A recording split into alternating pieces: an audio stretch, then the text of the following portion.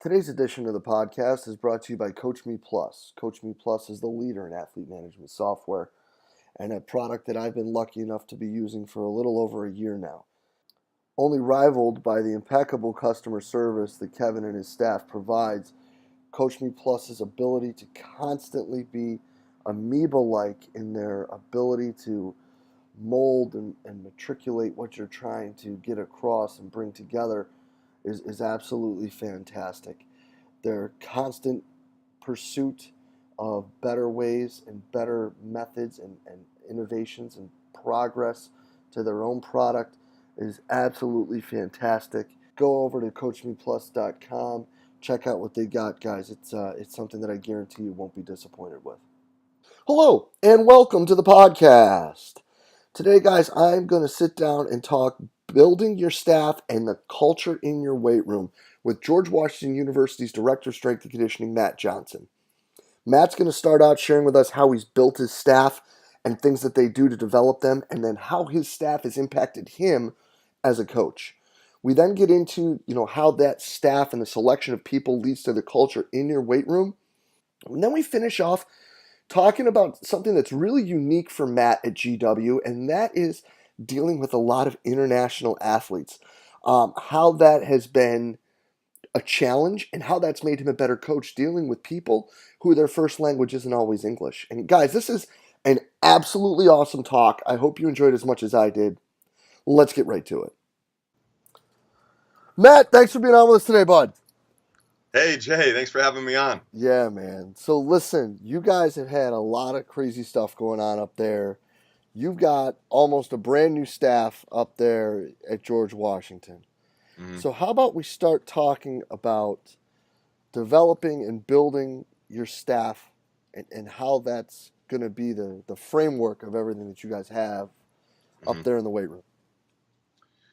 Yeah, so for me and my leadership style, Jay, is I'm big into letting people be a rock star at what they are a rock star in, and we don't have a cookie cutter system. It's just like a starting five on the basketball court. Everybody has a different role. Everybody does things differently and excels in a different manner on the court. I believe it's the same way on a strength and conditioning staff. So, for us, it's me really expressing the fact that they're here for a reason. I'm completely confident in them as coaches and them as people. That their time spent here on our staff is one that I'm in full support and trust. And I think as a leader, it really motivates your team when you express the trust that you have in the individuals that work for you. So people that know me know that I let it pour out. I wear my heart on my sleeve, and I let them know right away that they're on my team because I know that they are an MVP and that they could win for me every day. Yes, and I think that that's obviously such a huge part to allowing people to grow and develop is to understand that they have that support. Mm-hmm. So then when you get these newer coaches on your staff, what are some things you're looking to do to help build selfishly yourself because of the people you're bringing in, and then also the staff as a whole? Yeah, we talk a lot about the sliding scale, and I think in order for us to serve our athletes in the best manner and put the best training program out there, we can't have a coach employing methods on the right side and the rest of us on the left side. And so we talk a lot about kind of living in the same area. Now, not all on the same scatter plot, right, or the same part of the spectrum, and different areas, right? But understanding our philosophical views and how we approach training, and that ties everything together. For us, we love rear foot elevated split squats. Almost every single one of our sports, we have 27 of them here. Everybody does it, and it just ties it together. And so, but also too, I believe in the power of autonomy and allowing people to be great at what they do. For example, if you highly emphasize PRI and you want to do some breathing work for 5 minutes at the beginning of the session to get your athletes parasympathetic, then fine, you can do that. I've never put handcuffs on any of my coaches. We have conversations and we say, hey, this is where we live and this is kind of like the bubble that we need to reside and please do not disrespect our department and our staff as a team and go outside this bubble. But I give them kind of free rein to bounce around. Yeah, and then when you're looking at it as different traits and things, you have a very eclectic staff now with a lot of different points on that spider graph. Mm-hmm. How did some of that selection process go for you when you were looking at who you were bringing in? Yeah, I like having somebody with a heavy emphasis on movement and corrective exercise and understanding how the body works. I think that's really important to have somebody that really is well versed and educated in that environment. I think it's also great. We have somebody that's outstanding in the Olympic lifts and can teach them and can cue them and really break down the Oli lifts and derivatives in finite detail. And that kind of can go in. You can throw in some barbell prescription there and some squats and deads and presses and whatnot. And also too, I like having the personalities. You have to have likable people. And for me, I'm kind of viewed as the general, and I'm very straight and to the point, and I'm articulate. I'm going to tell you exactly what you need to do. But it's great, having Brandy, and she's such a lovable personality, and all the athletes love coming in and dapping her up, and she's going to be bright-eyed and bushy-tailed and with a smile on her face to greet them when they come into the weight room. So for me, it's also too hiring a great, highly energetic, lovable personality on my staff as well. No, and that's awesome. And I think that ties in really well to something that we were talking about before we got started here.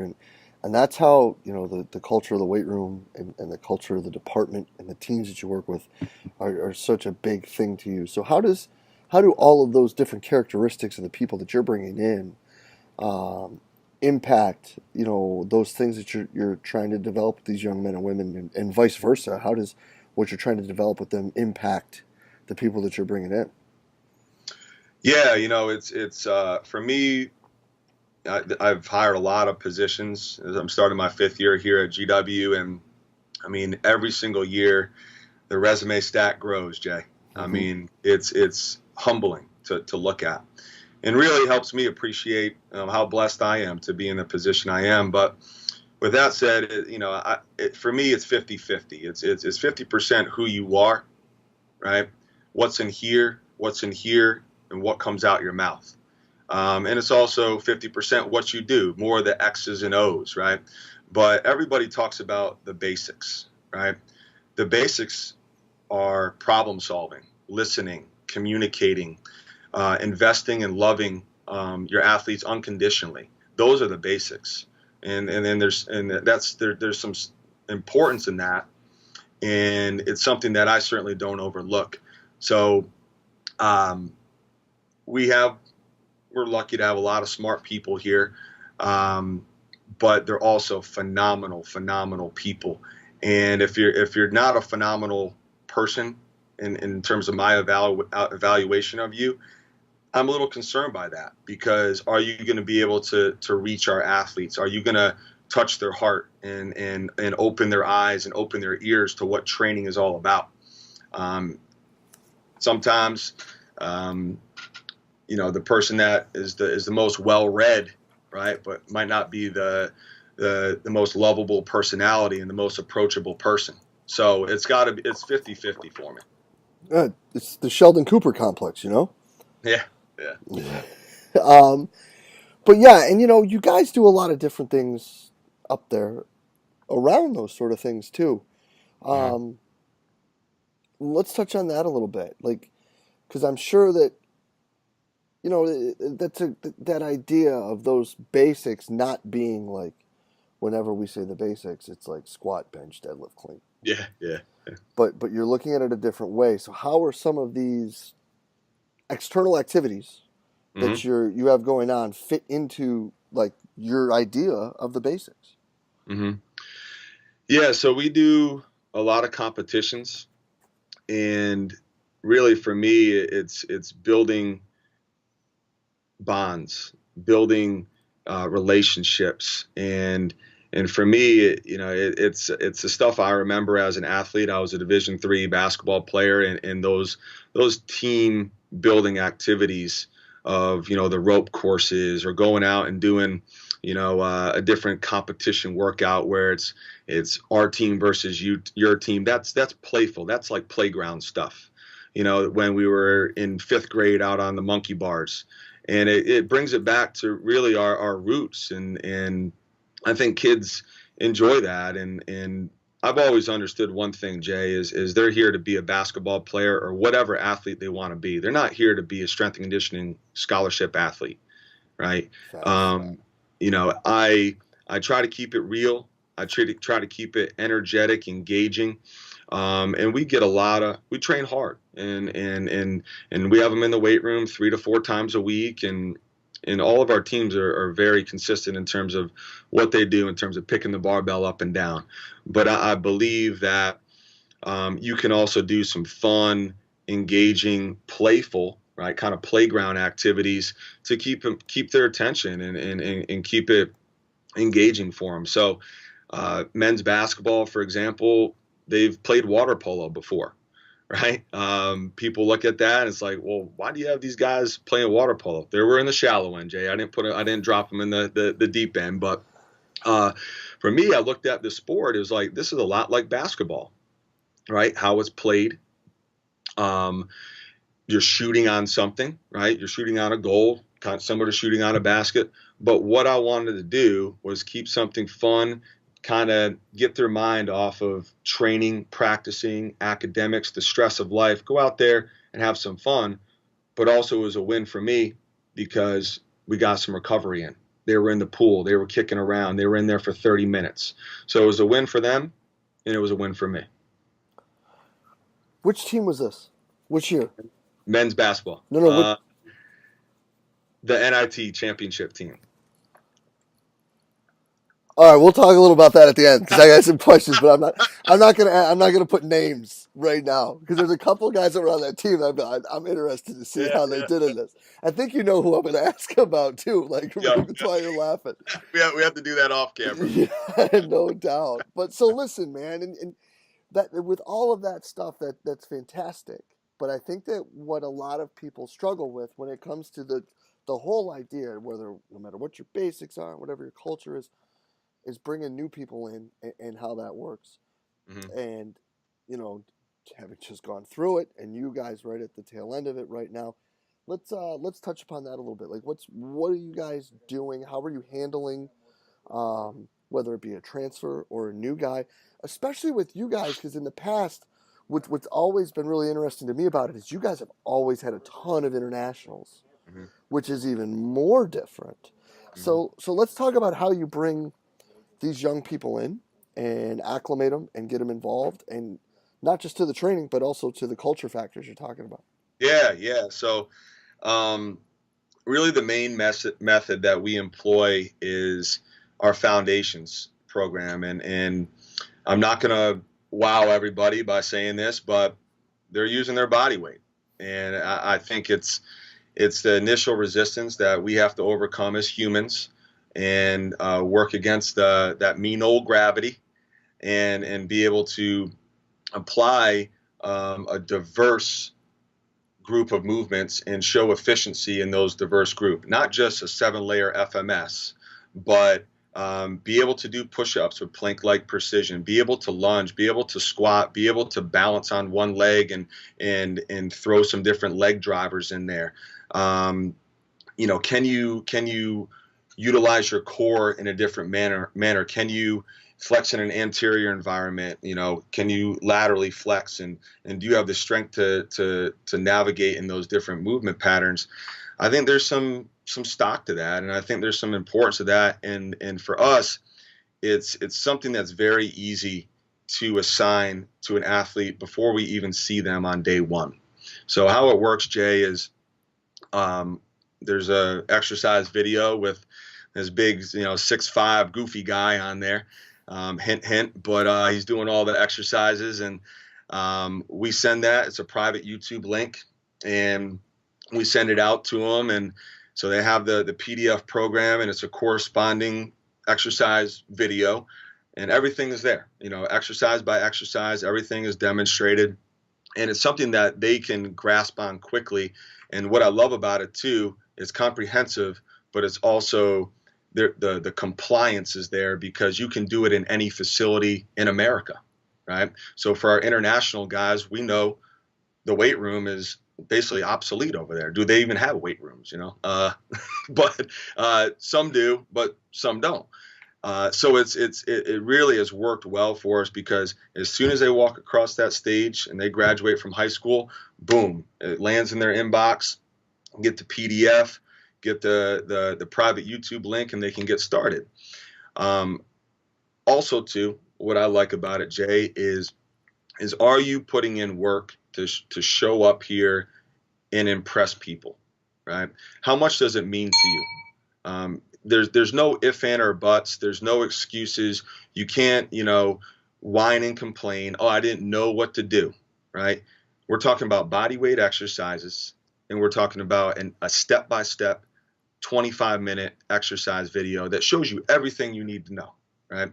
So there's no excuses. And so they show up here, and from day one, what we do is we say, hey guys, day one, performance foundations, freshmen, transfers, let's see it. And that's a test, right? It's a test to see it, have they put in the work, but it's also a test in terms of our coach's eye, how well are they performing all the work?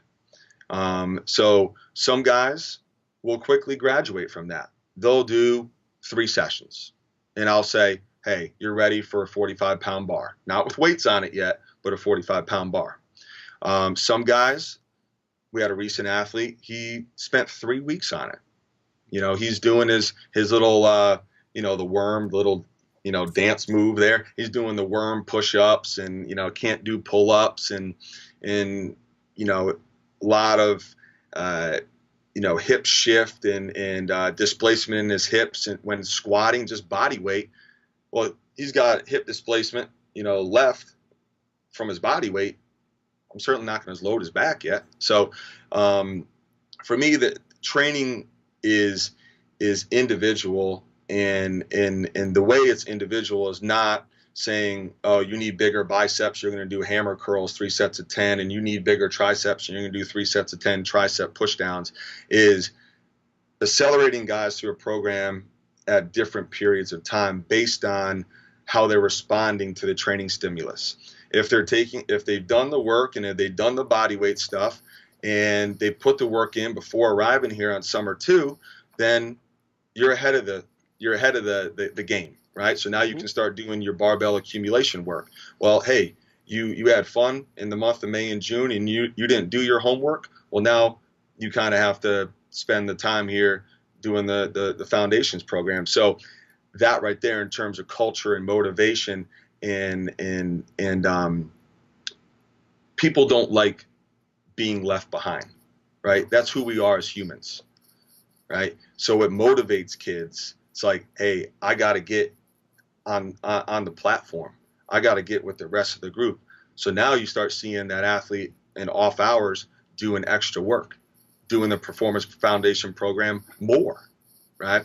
So it's not rocket science, but what I found is if you're not fixing that ability to functionally navigate with your body weight, you run into a lot of problems in a loaded environment, whether it be with dumbbells, medicine balls, or barbells. So, yeah.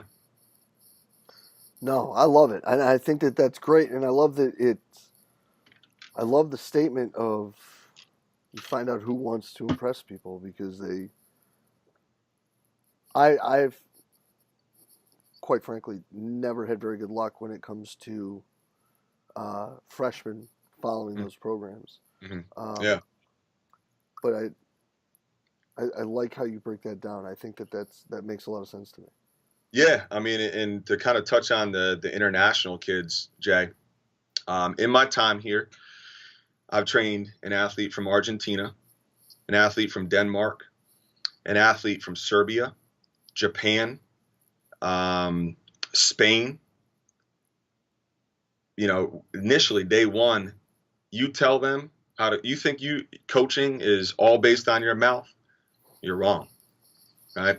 And it really helps you tap into this whole other dimension of coaching is by doing. And kind of doing it the old fashioned way is we as humans kind of tracking back on just who we are and just understanding people and how we retain and pick up information is we learn best by doing and seeing, right? So with those guys, we don't really coach a lot with our words, and we're not yelling till we're blue in the face. You know why? Because they don't understand what we're saying. Yeah. We're showing them, and we're saying, hey, this is what I want you to do. Go and do it. And I'm a big fan of exploring movement, right? Getting out there in the the playground or the sandbox and building your own sandcastle, right? Having fun with it, exploring movement. Turnovers happen in basketball. Misreps happen in the weight room. So for an athlete to have a 45-pound bar on his back after he's gone through some performance foundations work, and maybe he's towing down heavy, and he's not pushing the $100 bill down flat in the ground with his heels, which is what we teach him. Don't let that $100 bill blow away.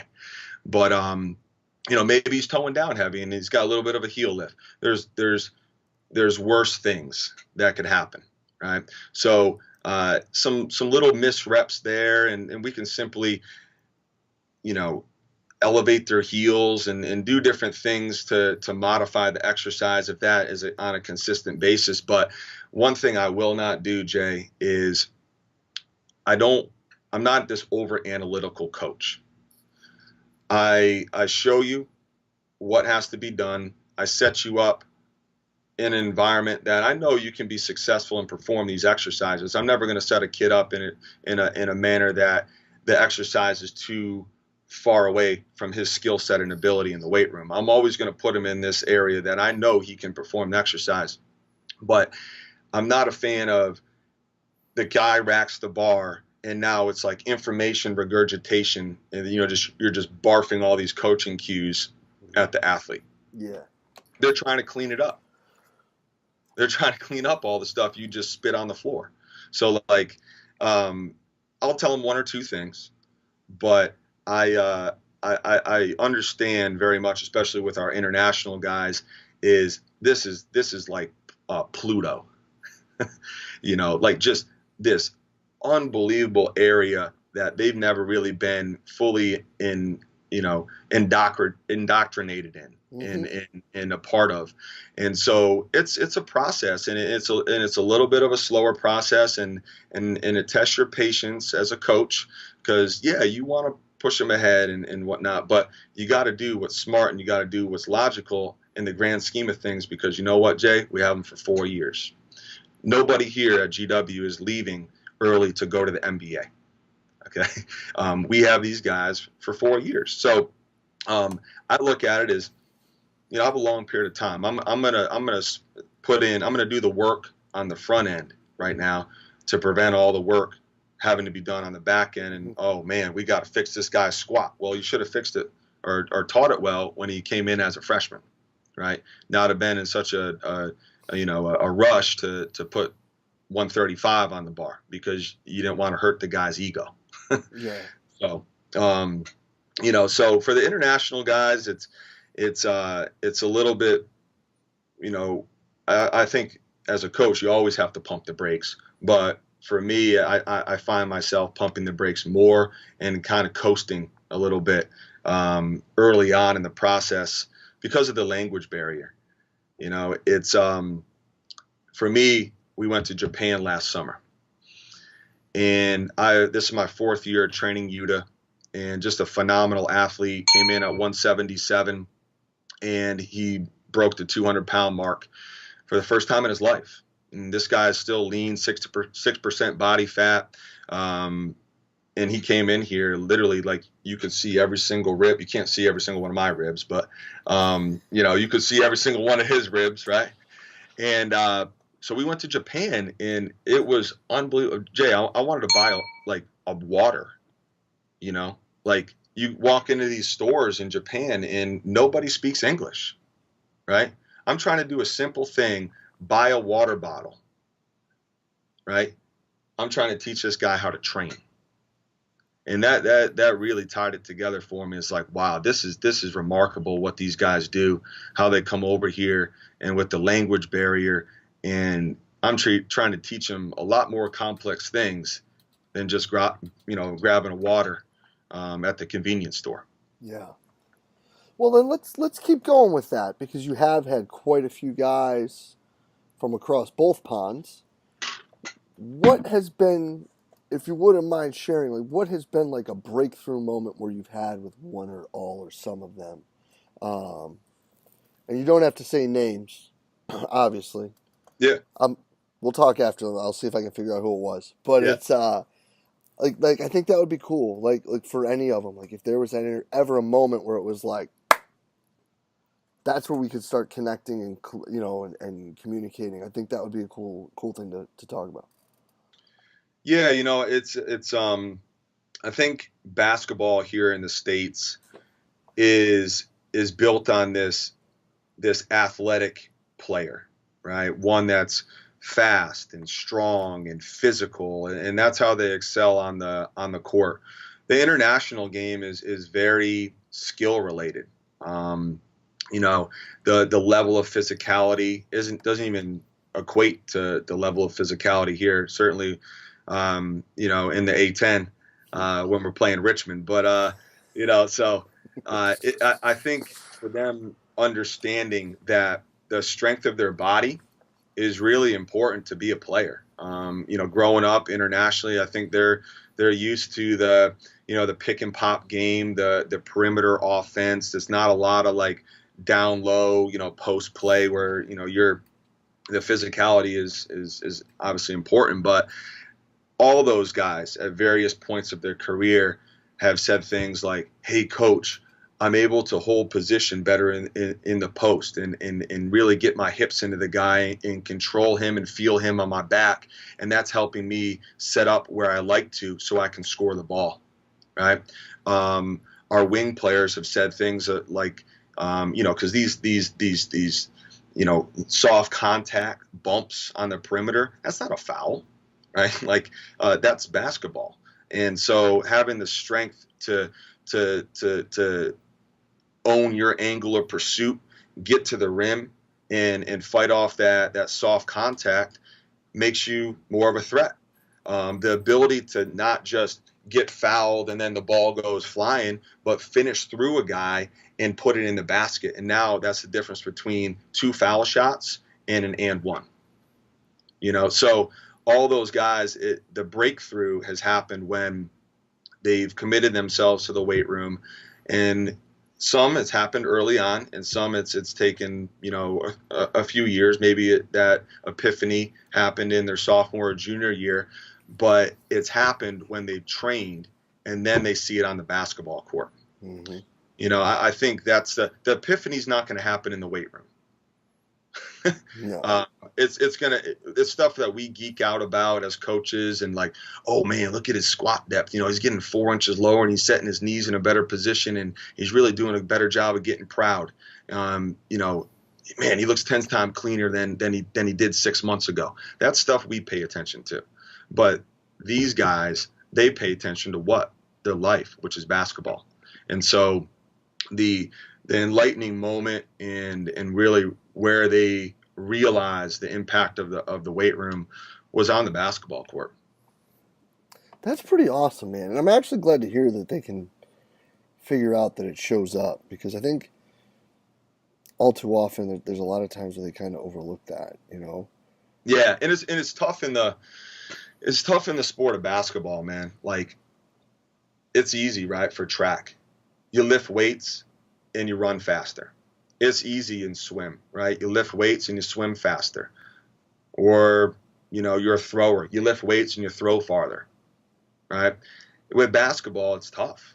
I mean, it's just like such a multi-dimensional sport with so many different intangibles that you need to be excellent at, and it's hard to expose truly what the weight room is doing.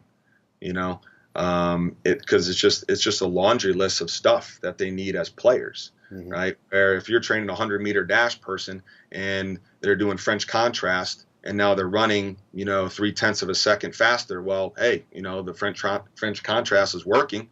We're doing our thing. Uh, Hmm. Basketball, it's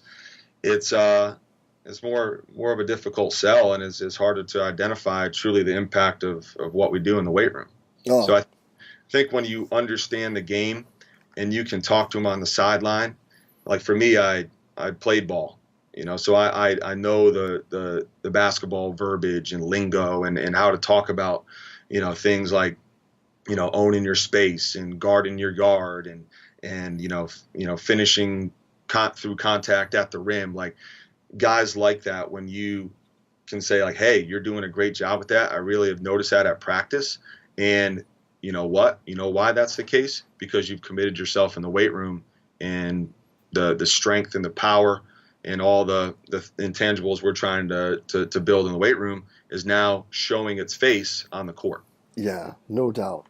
And that's awesome. And speaking of showing strength on the court, Yes. one thing a lot of people may not know about Matt Johnson is he coached the national championship team. Selfishly, I would like to hear the best story from that year as kind of our closing out because there were some studs on that team. Yeah, man. I mean, Ishmael Wainwright, he's playing his last year of eligibility right now at Baylor. He's playing football. Justin Anderson, he's on the 76ers right now. Tyrone Johnson, he's playing overseas in a competitive league in the Dominican Republic. Michael Carrera played at South Carolina, making a good living over in Russia right now in a top league. So the talent pool was unbelievable, man. I mean, it just if I could, um, do like a DNA test on those guys, I'm sure it would be through the roof. But the best story I have from my experience at Montrose is everybody looked at those guys and automatically they equated it as, man, Montrose, these guys must have unbelievable weight room. These guys must have unbelievable facilities in an unbelievable basketball court. Well, Montrose, we had like a poly, like a rubberized basketball court, and it was like Campbell's soup red, and that was the color of it. Our weight room was 800 square feet, and we had mixed and matched dumbbells in there. We had one bench, right? Mix and match dumbbells. We didn't have a squat rack, right? And so the level of these guys and the level of their training, it was like here and here, Mm-hmm. right? And so what I did is I took a lot of pride in closing the gap. And so I got in there and the Coach Stu Vetter, just a remarkable guy, was so successful at for such a long period of time. Coached for over 40 years, and the laundry list of players that he coached. He coached arguably. I know the LeBron fans will argue this, but Kevin Durant, and he gave me a shot. He trusted in me and really gave me a phenomenal platform. So we added some equipment in. We emphasized from day one, for him and his philosophy, the weight room was always important. But There's never, when you look back at a situation, Jay, like you can never like pinpoint one experience. But the one thing I was proud of is taking an elite group of athletes and helping them understand what elite training is. And that, you just don't bank on your DNA, and you just don't bank on, the fact that you're a top 20 player, and we had two of them on that team. Um, you put hard work behind it. And that year we beat Oak Hill in double overtime in the Dick's Sporting Goods NHS, or excuse me, ESPN. It became Dick's Sporting Goods, but ESPN NHSI. And the quote that we live by is, hard work beats talent when talent doesn't work hard. And that was one thing I talked about initially when I got the group, and they looked at me sideways and didn't really understand what that meant. But I was really happy and proud to teach them what that meant. And teaching it was winning a national championship. That's freaking awesome, dude. That's really cool. I think that's an absolutely fantastic point and story to end it on. Matt, this is killer, bro. I can't thank you enough for being on this today, man. This is going to be up shortly, and really excited, man. Really, really glad you could spend the time with us today. Yeah, no, thank you so much, Jay. Thanks for everything you do, man. Yeah. Seriously. Appreciate it, brother. And let's be honest, this was a long time coming. So we're going to end the talk, and then we're going to bounce those questions, and I'm going to have those guesses. But yeah, bro, appreciate you being on, man. Thank you so much. We'll be in touch soon, brother. Thanks. All right.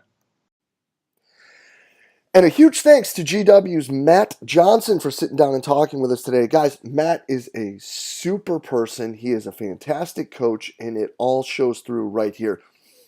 Talking about, and going through what so many of us go through, having to build a staff and bring new people in, but not allow that to completely change the face of what you're doing, and allowing them to have their mold and impact on the culture of what you're doing is absolutely awesome. Tying that in with really the intriguing situation of dealing with athletes who don't speak English and how that makes you a better coach are really awesome take-home points, and I absolutely love it. So yeah, Matt, thank you so much for being open and honest and candid with all your sharing. I really hope you guys enjoyed this talk as much as I did, and as always, if you did, please share it through the social media outlet of your choice. Facebook, Twitter, Instagram, whatever it may be.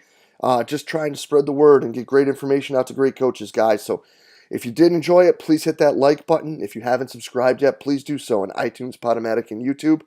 And again, guys, as always, thank you so much for everything you do for us here at Central Virginia Sport Performance. We will be back next week with another awesome guest. We will see you then.